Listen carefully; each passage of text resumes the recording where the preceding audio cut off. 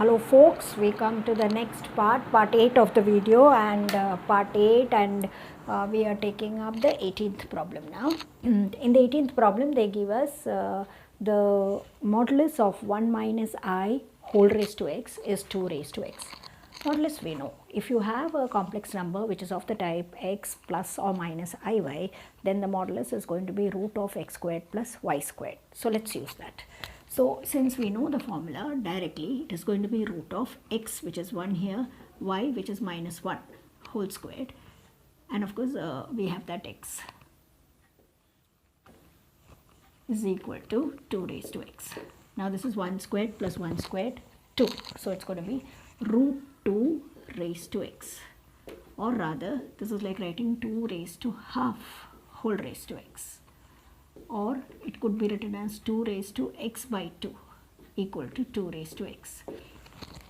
Now whenever the bases are same, you can compare the exponents. So therefore you have x by 2 is equal to x. Let the 2 go on the other side. We get x equal to 2x. Now let the x come here. It's a plus x, positive x goes on the other side, becomes minus. So you have 2x minus x equal to 0. X therefore becomes 0. And that's what the question asks. Question is asking us to find out the value of x. This is going to be the value of x. That's the 18th problem.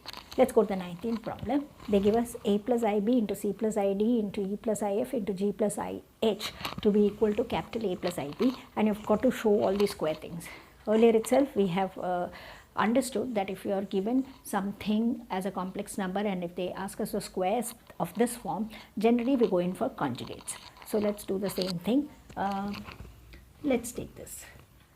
Consider this, what is given to us, that is a plus ib, c plus id, e plus if, and g plus ih becoming capital A plus ib, which we call it as equation 1. And in the very next step, because we know in order to get that we have to take the conjugates, so you're taking conjugates on both sides. So it's like conjugate of this entire expression and conjugate of this. It's like a plus ib, c plus id, e plus if,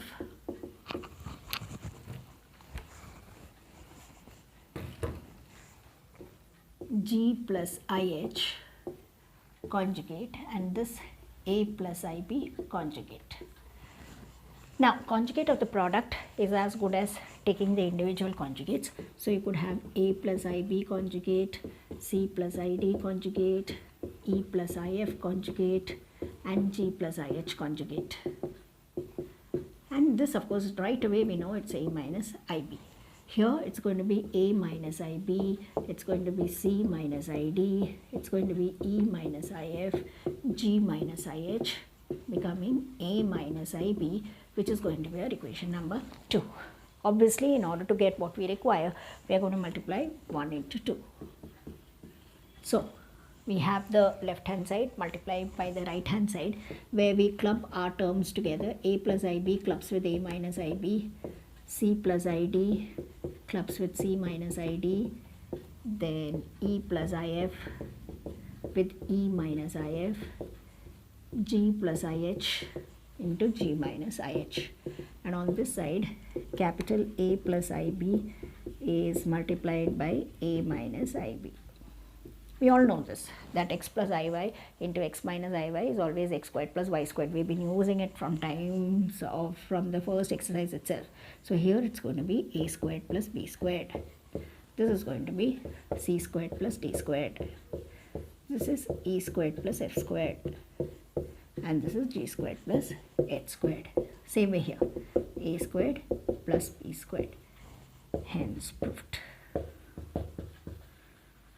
So just by using the conjugate property, you are able to take this, getting the expression, taking its conjugate, multiplying it, clubbing the terms together, and then finally getting the answer. This is how we go about doing it. Now once this is over, we quickly moving to the question number 20. They give us this, 1 plus I by 1 minus I whole raised to m equal to 1. They ask us to find the value of m, smallest value or something like that. Find the least positive integral value of m. So first of all, let's have that expression simplified. Let's consider this expression and let's simplify it.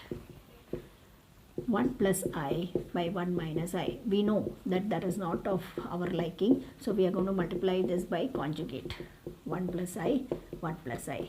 1 plus I the whole squared is 1 plus I squared plus 2I, and this is x squared plus y squared, so 1 squared plus 1 squared.